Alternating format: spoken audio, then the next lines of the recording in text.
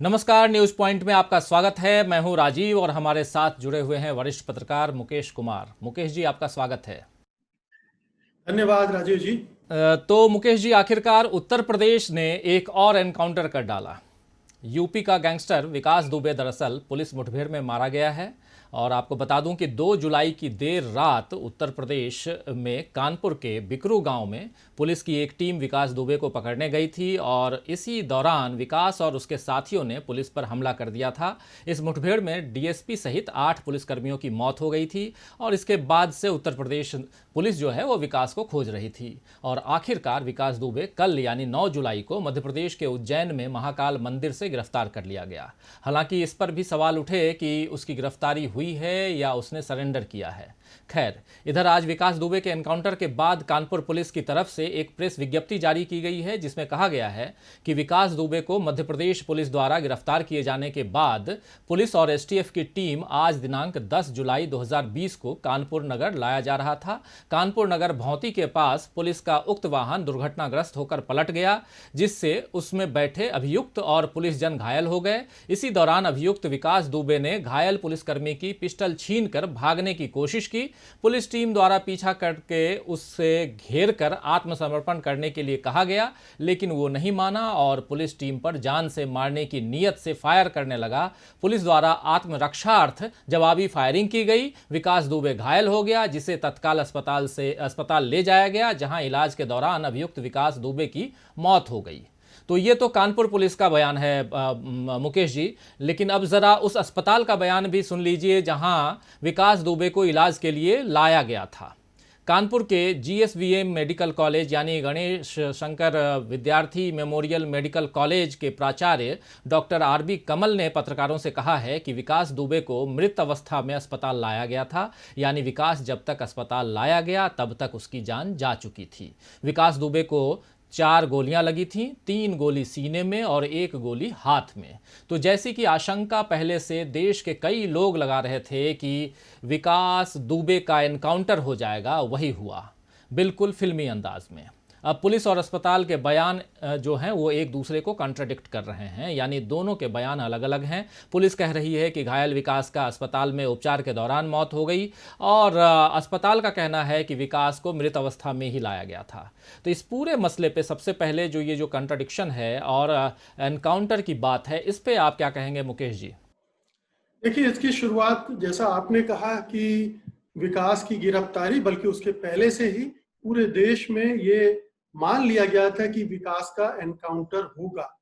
UP से वो निकल गया था, नहीं तो पहले ही यूपी में एनकाउंटर कर दिया जाता।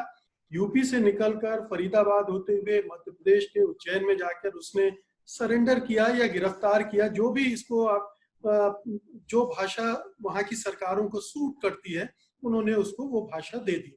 अब उसके बाद भी, यानी ये मेरे ख्याल से देश में ऐतिहासिक ही होगा कि पूरे देश को पता था कि ये तो मारा जाएगा, और वही हुआ। 24 घंटे के अंदर विकास दुबे का एनकाउंटर हो गया। अब आप देखिए कि जो भी तथ्य अभी तक सामने आए हैं वो यही कह रहे हैं कि ये एनकाउंटर दरअसल फर्जी था। अगर एनकाउंटर गोली मारी जाती है तो अगर कोई भागता है तो उसके पीठ पर गोलियां लगती हैं। यहाँ पर विकास दुबे को सीने में 3 गोलियां लग रही हैं। तो सीने में, अब ये कोई अपराधी अगर पुलिस की तरफ मुंह करके भाग रहा हो तो बात दूसरी है, अन्यथा ये तो हो नहीं सकता। फिर पुलिस का ये बयान भी गलत निकला कि वो घायल अवस्था में ले गए हॉस्पिटल, वहां उसकी मौत हो गई। अस्पताल ने साफ साफ कह दिया कि भाई वो तो मृत अवस्था में ही लाया गया था। तो पुलिस की पूरी कहानी में झोल ही झोल है। गाड़ी पलट गई, पलटा दी गई, पहले पलटी या एनकाउंटर के बाद पलटाई गई। बहुत देखिए, ये आप जितने भी आप फेक एनकाउंटर के मामले लेंगे, सब में आपको कमोबेश इसी तरह की कहानी मिलेगी कि जो भी अपराधी था, जो उसको पकड़ा गया था, वो हथियार लेकर भाग रहा था पुलिस के, या पुलिस के कैद से भाग रहा था, तब उसको गोली मारी गई और उसकी मृत्यु हो गई। हमें अभी तक ऐसा एक भी एनकाउंटर सुनने को नहीं आया जिसमें पैरों पे गोली मारी गई हो और उसको पकड़ लिया गया हो। इस तरह की चीजें हमको सुनने को नहीं आती। फिर आप इसको एक पूरे उत्तर प्रदेश में पिछले 3 सालों से जो माहौल बना हुआ है उसके कॉन्टेक्स्ट में देखिए। 2019 में खुद योगी आदित्यनाथ ने कहा था कि ठोक देंगे। ठोको संस्कृति आ गई है उत्तर प्रदेश में, और उन्होंने खुद आंकड़े दिए थे। ये मुख्यमंत्री उत्तर प्रदेश के आंकड़े हैं कि 3000 एनकाउंटर हम कर चुके हैं और 60 हिस्ट्री शीटरों को मारा जा चुका है। तो आप सोच सकते हैं कि उत्तर प्रदेश में कानून का राज है, पुलिस का राज है, या योगी का राज है। जब ये संस्कृति आ जाए कि अपराधी मिले और मार डालो, उसको जो कानूनी प्रक्रिया है उस पे न ले जाओ, तो आप समझ सकते हो कि पुलिस की मानसिकता क्या है। आप देखिए कि 2 तारीख से 10 तारीख के बीच में पुलिस ने 5 विकास दुबे के साथियों को एनकाउंटर में मार दिया, अलग अलग घटनाओं में। हर जगह मार रही है, मतलब मिले तुरंत मार दो। ये जो संस्कृति बन गई है उत्तर प्रदेश में, उसके बरक्स अगर आप इसको देखेंगे तो आपको पहली नजर में ही लगेगा कि ये मर्डर है, ये मारा गया है। आप देखिए कि ये पूरा गुजरात मॉडल है। गुजरात में जब माननीय मुख्यमंत्री नरेंद्र मोदी होते थे वहां, तो इस तरह की बहुत सारी वारदातें हुई और बहुत सारे पुलिस वाले पकड़े गए, बहुत सारे एनकाउंटर का खुलासा हुआ और जेल गए, बरसों तक जेल में रहे, फिर उनको छूट मिली। और वो भी किस तरह से छूटे हैं ये हम भी सब जानते हैं कि किस तरह से गवाह बदले गए, गवाह तोड़े गए, गवाहों को डराया धमकाया गया, जजों को धमकाया गया, तो उस तरह से उनको छुड़वाया गया।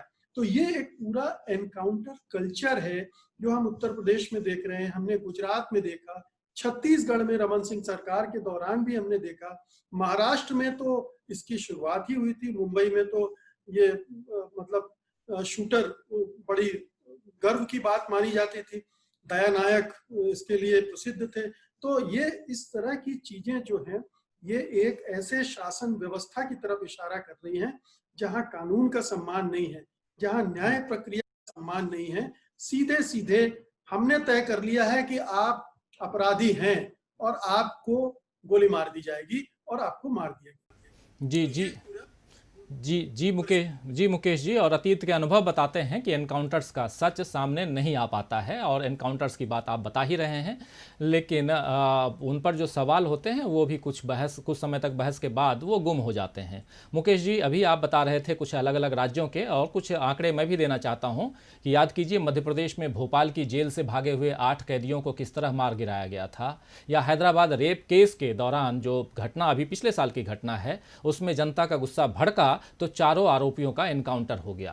गुजरात के भी आप बात कर रहे थे, तो गुजरात एनकाउंटर भी विवादों में रहे। उत्तर प्रदेश में भी जो एनकाउंटर्स का लंबा इतिहास हम देख ही रहे हैं। आज ही मैं देख रहा था कि 2017 से 2019 के बीच काफ़ी सारे एनकाउंटर्स हुए हैं, और इस दौरान भी अभी हमने देखा, आपने ही बताया कि 5 इसके साथियों को, मतलब विकास दुबे के साथियों को भी पिछले ही 8 दिनों में मार गिराया गया है। तो इन एनकाउंटर्स से थोड़ी देर का संतोष तो जरूर मिल जाता है कि चलो न्याय हुआ है, लेकिन क्या वाकई इसे न्याय कहेंगे? मानवाधिकार के नज़रिए से भी ये सही नहीं है मुकेश जी, क्योंकि इसमें अगर किसी निर्दोष की जान चली गई तो वो वापस नहीं लाई जा सकती है। सवाल ये भी है कि अगर पुलिस ही इस तरह न्याय करने लगेगी तो देश में अदालतों का क्या होगा, अदालतों का क्या काम रह जाएगा? क्या कहेंगे इन सब चीज़ों पर मुकेश जी? देखिए, कुछ चीजें हैं। सुप्रीम कोर्ट ने 2012 में स्पष्ट रूप से वार्न किया था सारे स्टेट्स को फेक एनकाउंटर के लिए। Right to liberty and right to life हमारा संविधान के मौलिक अधिकार में आता है, आर्टिकल 21 के तहत, और उस अधिकार को कोई नहीं छीन सकता है। अगर उन अधिकारों को छीना जा रहा है तो सीधी सी बात है कि ये संविधान का अपमान है, ये लोकतंत्र का अपमान है, ये न्याय व्यवस्था का अपमान है, और ये मतलब अवमानना है, सुप्रीम कोर्ट की अवमानना है जो इस तरह की गाइडलाइंस दे रहा है। 2010 में ह्यूमन राइट्स कमीशन ने भी गाइडलाइन दी थी। तो ये सरकारें किसी कानून का सम्मान करना नहीं जानती हैं, किसी सुप्रीम कोर्ट का सम्मान करना नहीं जानती, संविधान का सम्मान करना नहीं जानती। आप देखिए, हैरत की बात है कि कल एक PIL भी दाखिल की गई थी सुप्रीम कोर्ट में कि विकास दुबे का एनकाउंटर हो सकता है, वो अब टेकअप की जाएगी। मतलब पहले से ही लोगों को लग रहा था कि एनकाउंटर होगा।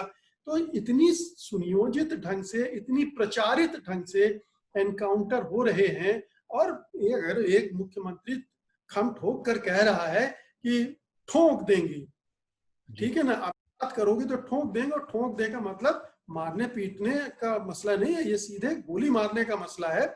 और वो आंकड़े दे रहे हैं कि हमने 3000 एनकाउंटर किए, 60 हिस्ट्री शीटरों को निपटा दिया, सब आपने तय कर लिया कि ये हिस्ट्री शीटर।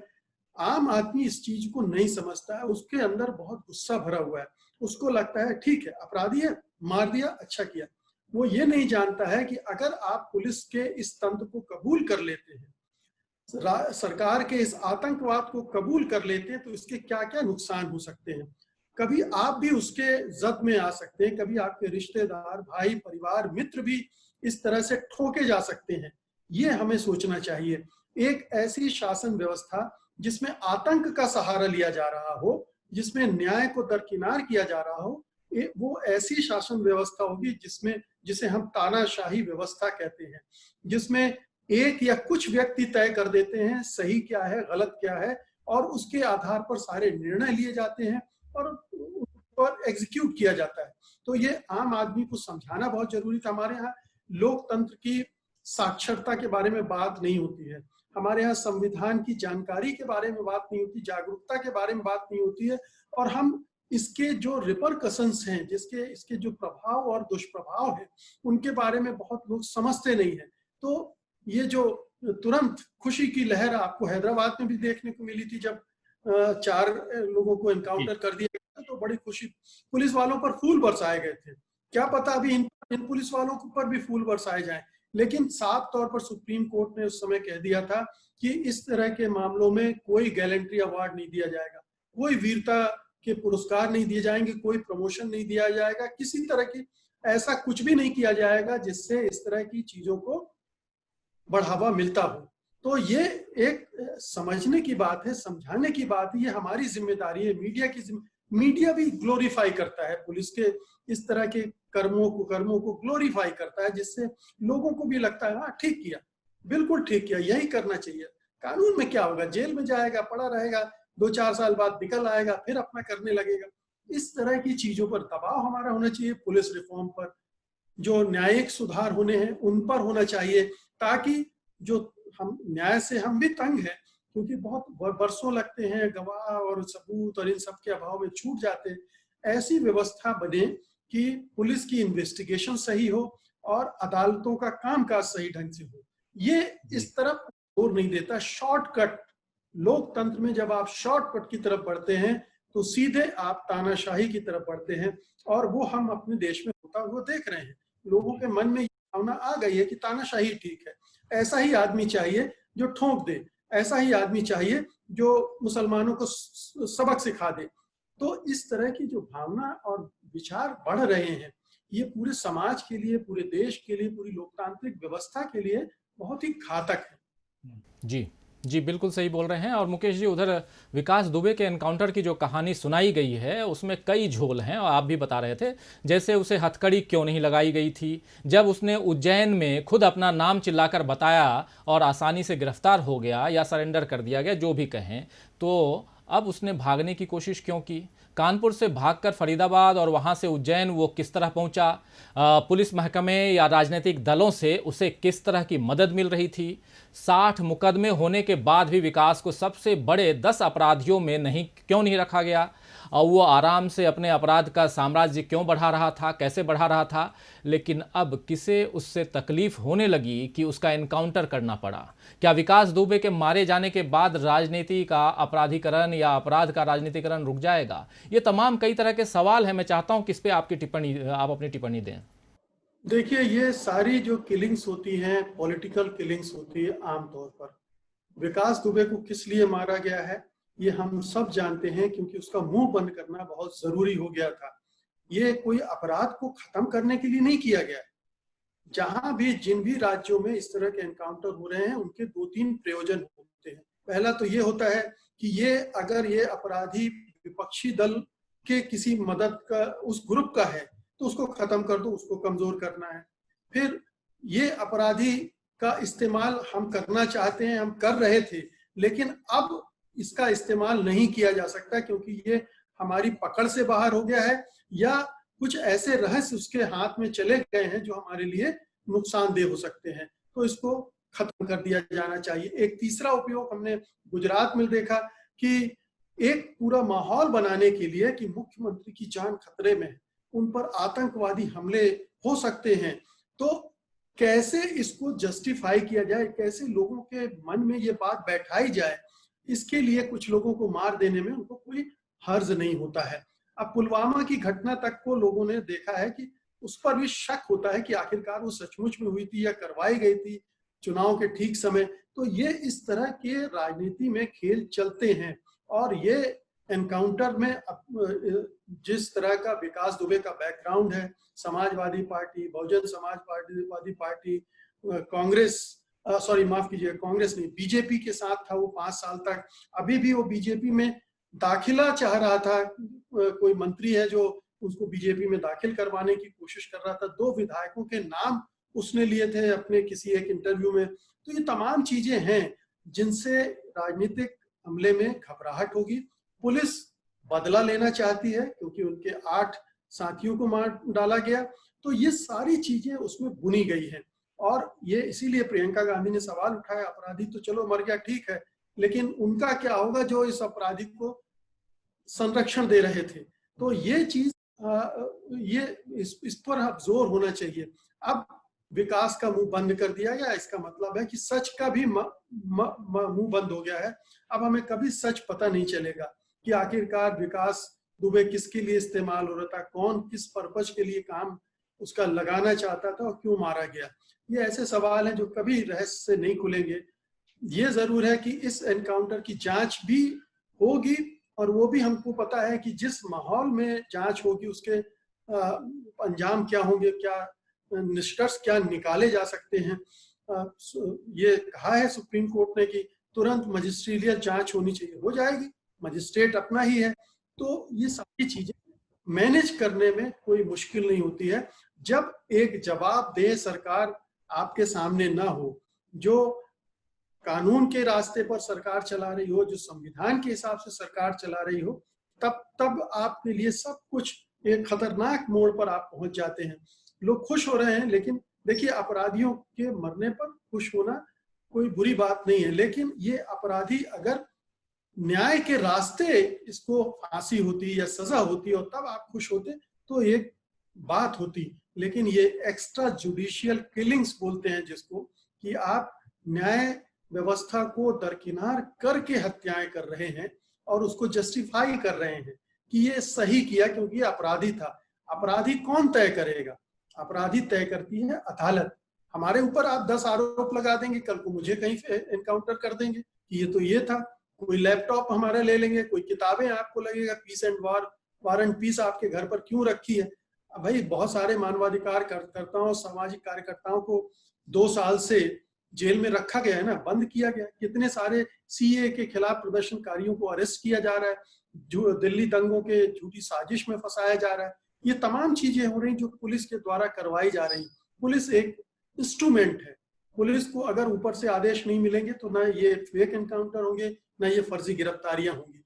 तो ये जो राजनीतिक आका है उनका जो नियंत्रण है उसको कम करना पड़ेगा। एक पुलिस किसी दबाव में, प्रभाव में काम ना करे, ये हमें सुनिश्चित करना पड़ेगा। जी मुकेश जी, तो मुकेश जी, विकास दुबे की कहानी उसकी मौत के साथ ख़त्म हो गई है, लेकिन जिस प्रकार उत्तर प्रदेश पुलिस ने पिछले करीब 10 दिनों में अपना रोल निभाया है, वो तब तक संदेह के घेरे में रहेंगे जब तक इस पूरे प्रकरण से, पूरे घटनाक्रम से पर्दा नहीं उठ जाता है। लेकिन बड़ा सवाल ये है क्या ये पर्दा कभी उठ पाएगा, जो आप भी कह रहे थे मुकेश जी।